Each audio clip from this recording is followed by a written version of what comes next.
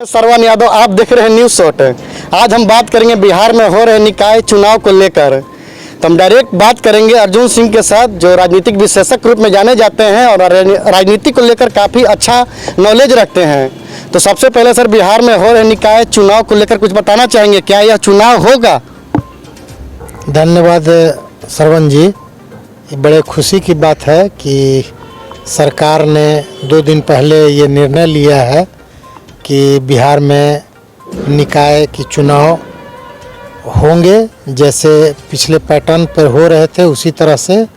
और जो जितने उम्मीदवार थे वही उम्मीदवार इसमें अपने उम्मीदवारी तय करेंगे। इन प्रत्याशियों के बीच वो खुशी क्यों नहीं दिख रही है? प्रत्याशी काफ़ी आशंकित हैं कि ये चुनाव हो पाएगा या नहीं हो पाएगा। इसके कुछ कारण हैं। जी। पिछले बार जो चुनाव आयोग ने तिथि घोषित की थी, उसके पहले ही सुनील कुमार जी ने हाई कोर्ट में पिटीशन डाला था और हाई कोर्ट ने ये निर्णय दिया कि कुछ कंप्लायंस थे उसको पूरा करें, उसके बाद ही चुनाव कराया जा सकता। हाई कोर्ट की जो आकांक्षाएं थी कि ट्रिपल लेयर टेस्ट करवा के ही चुनाव कराया जाए, तो सरकार अपने स्तर से उन सभी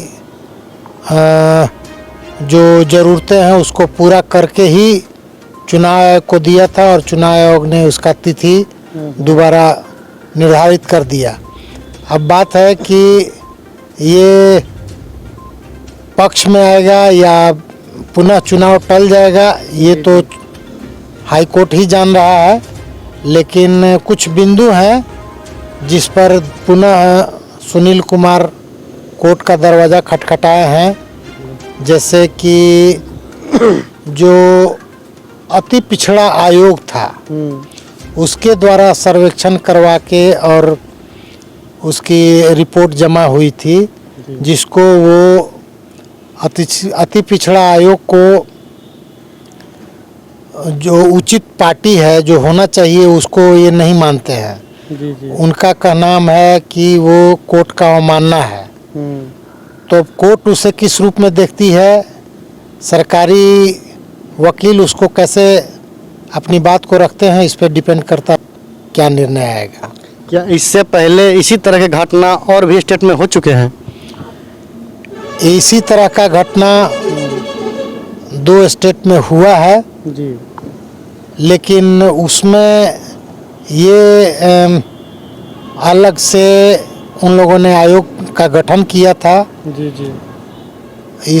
स्पेशली इस चुनाव के लेकर। तो सरकार ये मानती है कि जब आरक्षण का ही मुद्दा है तो हमारा अति पिछड़ा आयोग जो रिपोर्ट बनाएगा वही हमारे लिए असली रिपोर्ट है। लेकिन तो सुनील कुमार जी कैसे मतलब बोल रहे कि ये गलत हुआ है, इनसे नहीं करना न कर एक नया टीम गठित करना चाह रहे थे। हाँ, वो बिल्कुल नया टीम गठित करना चाह रहे थे या कोई नई व्यवस्था चाह रहे थे जी। और सुप्रीम कोर्ट का एक और मानना था कि इस बीच आप चुनाव करा सकते हैं सभी सीटों को जनरल घोषित करके। तो जब ये सरकार ये मानती है कि जब हम उनकी सारी बातों को मान ही लिए हैं तो फिर जनरल करके चुनाव कराने का कोई औचित्य नहीं है, इसलिए आरक्षण पर आधारित ही चुनाव कराया जा रहा है, ऐसा सरकार समझती है। आपको खर्च करना है चुनाव के लिए, ये सरकार नहीं कह रही है। आप अपने प्रचार के ऊपर खर्च करते हैं और करना भी चाहिए, क्योंकि ये भौतिक युग है, इसमें लोग अपने बारे में लोगों को कन्विंस करते हैं, तभी चुनाव में उनको वोट भी मिलता है। तो अब उनको ये आत्ममंथन करना पड़ेगा और मेरे ख्याल से अगर बहुत बड़े स्तर पर नहीं, छोटे स्तर पर तो प्रत्याशियों को चुनाव करना चाहिए, जी जी क्योंकि जब भी होगा चुनाव तो होगा, लोगों में पहचान बनेगी जी और उसी आधार पर वोट मिलेगा। कुछ प्रत्याशी इस चुनाव में बड़े कम समय के अंतर में समाज में आकर और वोट मांग रहे थे, जी उनको ज़्यादा मौका मिलेगा।